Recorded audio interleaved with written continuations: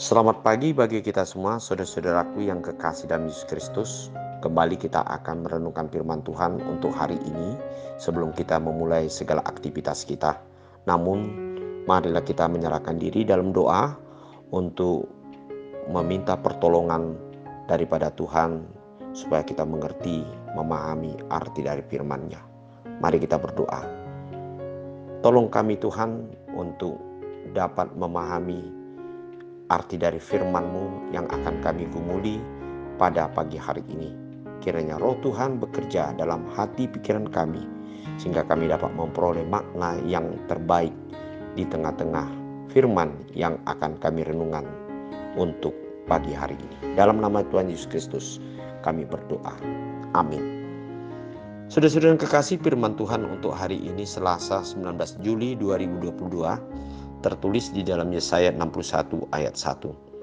Roh Tuhan Allah ada padaku, oleh karena Tuhan telah mengurapi aku. Ia telah mengutus aku untuk menyampaikan kabar baik kepada orang-orang sengsara dan merawat orang-orang yang remuk hati, untuk memberitakan pembebasan kepada orang-orang tawanan dan kepada orang-orang yang terkurung kelepasan dari penjara. Saudara-saudara yang kekasih, ayat ini merupakan satu nubuatan Allah yang dikatakan oleh Nabi Yesaya ketika dia melihat kesengsaraan, ketertekanan, dan keterpurukan kehidupan bangsa Tuhan, bangsa Israel dulunya. Namun Yesaya dipenuhi dengan Roh Tuhan. Dia mengatakan kepada bangsa itu bahwa hanya Tuhanlah yang dapat merubah dan menjadikan bangsa itu dapat menerima, menikmati sesuatu yang terbaik di tengah-tengah kehidupan mereka pada masa depan. Dan oleh sebab itulah Yesaya mengatakan Roh Tuhan Allah padaku. Oleh karena Tuhan telah mengurapinya, Ia telah mengutus aku untuk mengabarkan baik kepada orang-orang sengsara dan merawat orang-orang yang remuk hati, untuk memberitakan pembebasan kepada orang-orang tawanan dan kepada orang-orang yang terkurung kelepasan dari penjara. Dan inilah kuasa daripada Roh Tuhan yang sungguh-sungguh mengurapi kehidupan orang-orang yang percaya, dan sehingga dia dimampukan untuk menyampaikan kabar baik kepada orang-orang sengsara, dan bahkan dia dapat memberikan yaitu pengharapan yang besar kepada orang-orang yang remuk hati, dan memberitakan suatu janji yang pasti bahwa kehidupan orang-orang yang tertawan akan dibebaskan dan orang-orang yang terkurung akan menjadi keluar dari penjara. Dan hal inilah yang dilakukan sebenarnya oleh Tuhan kita Yesus Kristus yang telah datang ke dunia ini.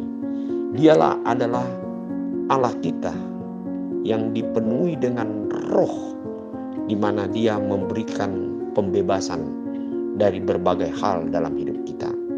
Karena kita tahu saudara-saudara, kedatangan Yesus ke dunia ini adalah membebaskan, menebus dosa manusia sehingga manusia dapat terlepas dari belenggu atau penjara daripada maut atau dosa itu sendiri, sehingga kita memperoleh suatu pengharapan besar, memperoleh hidup yang kekal. Nah, saudara-saudara yang kekasih, sejauh mana kita mempercayai bahwasan Roh Tuhan itu sungguh-sungguh bekerja di dalam hidup kita? Sejauh mana kita mempercayai kuasa Yesus di dalam hidup kita yang dapat membebaskan hidup kita? Seringkali kita meragukan akan kuasa Tuhan. Sering kita menyepelekan apa yang dilakukan Tuhan dalam hidup kita. Padahal inilah yang paling terpenting, di mana kalau kita percaya hanya di dalam Tuhan, kita dapat terbebas dari berbagai problema, masalah, ataupun kungkungan yang terjadi di dalam hidup kita.